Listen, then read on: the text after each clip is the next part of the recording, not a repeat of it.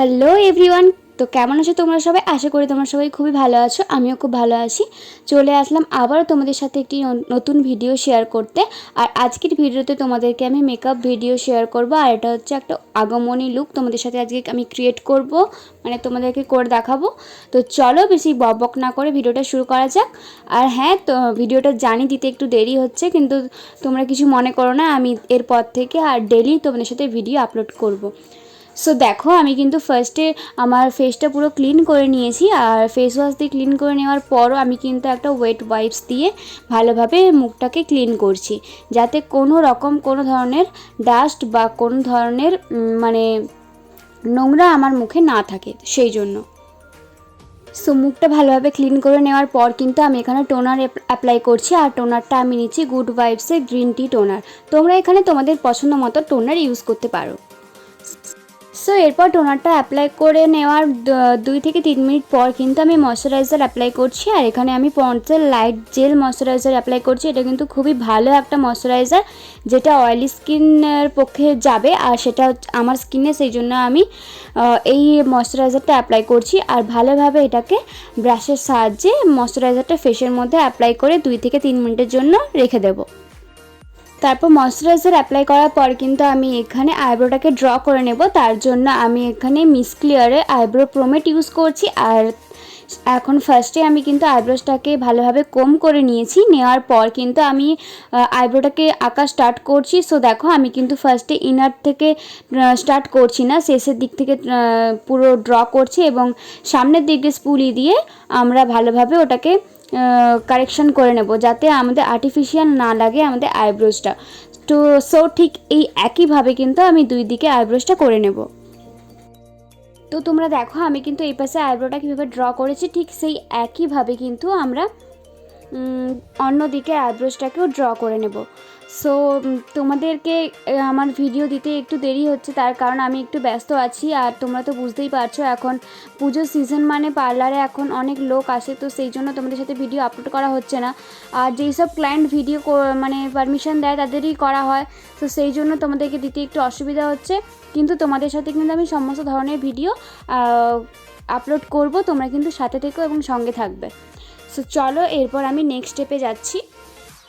এরপর আমি কিন্তু আইব্রোসটাকে ডিফাইন করার জন্য আমি এখানে মেকআপ স্টুডিও বেস নিয়েছি। আর এই বেসের সাহায্যে কিন্তু আমি আইব্রোসটাকে হাইলাইট করে নেব।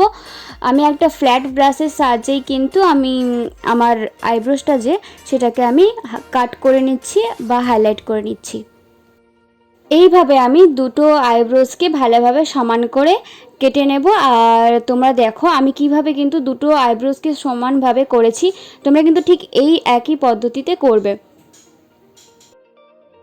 আইব্রোসটাকে কাট করার পর কিন্তু আমি এখন একটা বিউটি ব্লেন্ডারকে ভিজিয়ে নিয়ে তার সেই ভেজা বিউটি ব্লেন্ডারটা দিয়ে আমি ভালোভাবে ড্যাব ড্যাব করে ব্লেন্ড করে নিচ্ছি, যাতে কোনো ধরনের কোনো হার্ডস লাইন না থাকে।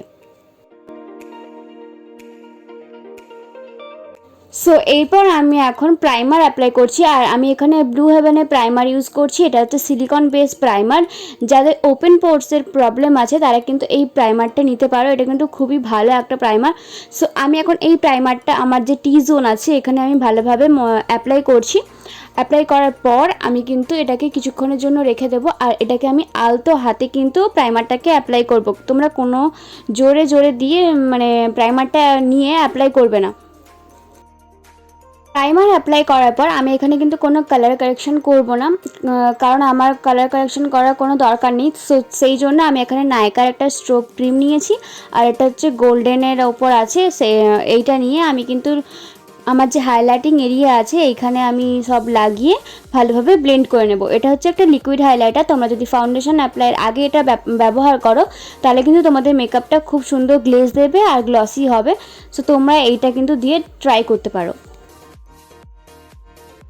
সো এরপর আমি কিন্তু ফাউন্ডেশন অ্যাপ্লাই করছি। আর ফাউন্ডেশনটা আমি এখানে মেবলিনের নিয়েছি। আর দুটো শেডের ফাউন্ডেশন অ্যাপ্লাই করছি, একটা হচ্ছে ফেয়ার, একটা হচ্ছে ডার্ক। দুটোকে আমি একসাথে মিক্সড অ্যান্ড ম্যাচ করে কিন্তু আমি আমার স্কিন টোনে নিয়ে আসবো। সো একটা হচ্ছে 312 আর একটা শেড হচ্ছে 130। সো এই দুটো শেড কিন্তু আমি ভালোভাবে মিশিয়ে অ্যাপ্লাই করব আমার ফুল ফেসে। এবং ফাউন্ডেশনটাকে কিন্তু তোমরা ভালোভাবে ব্লেন্ড করবে।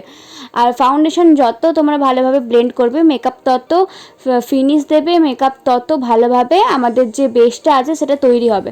সো তোমরা কিন্তু ভালোভাবে খুব ধৈর্য এবং সময় দিয়ে কিন্তু ফাউন্ডেশনটা ব্লেন্ড করবে।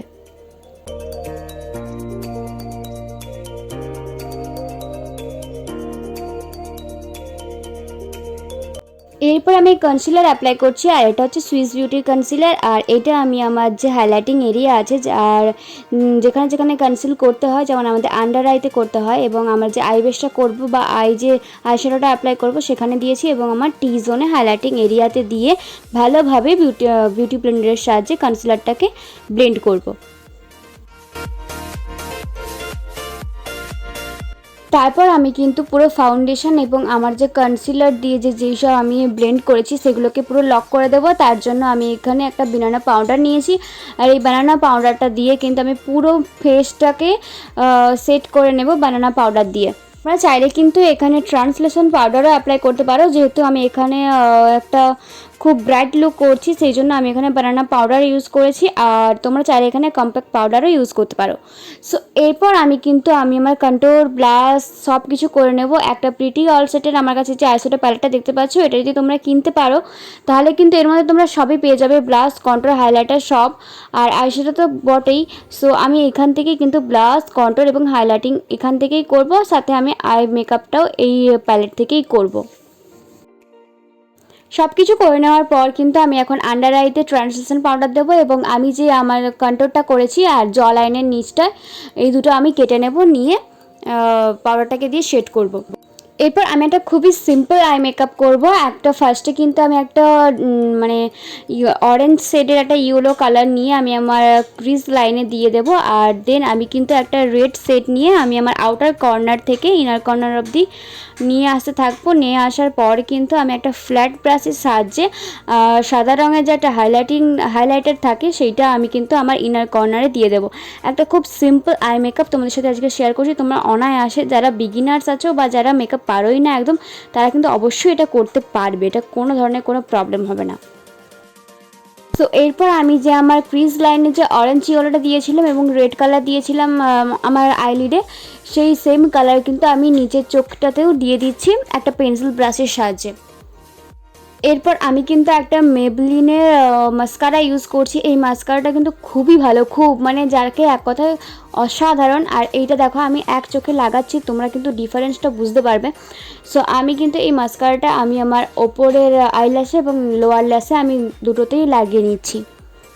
সব শেষে কিন্তু আমি মেকআপটাকে সেট করব, তার জন্য আমি একটা ফেসেস কানাডার মেকআপ ফিক্সার নিয়ে পুরো ফুল ফেসে কিন্তু অ্যাপ্লাই করে আমি ড্রাই করে নেব। তারপর আমি লিপটা ড্র করার জন্য এখানে আমি ডিলায়েন্সের লিপ প্যালেট নিয়েছি, আর তার মধ্যে রেড কালারটা নিয়ে আমি আমার লিপসটা ড্র করছি।